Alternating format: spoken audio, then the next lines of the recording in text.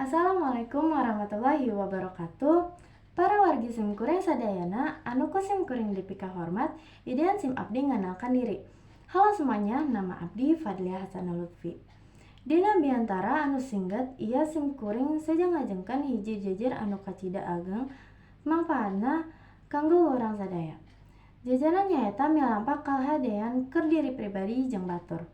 Warga sadaya, urang salaku warga Indonesia, urang ngagaduhan pedoman hidup anu kacida agengna milampa kasihan kanggo urang pribadinya hatusna urang milampa sagala rupi kasihan anu mangpaatna kanggo urang sewang-sewangan. Atuh salajengna naon anu dimaksud midamel kasihan kanggo batur?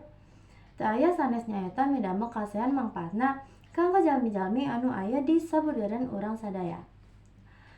Wargi sadaya, ku milampa kasihan eta, urang bakal tiasa hirup kunggu babarengan sareng paparjalmi layet jeung akur dina raraga ngahirupkeun lingkungan anu pinuh ku kasihan.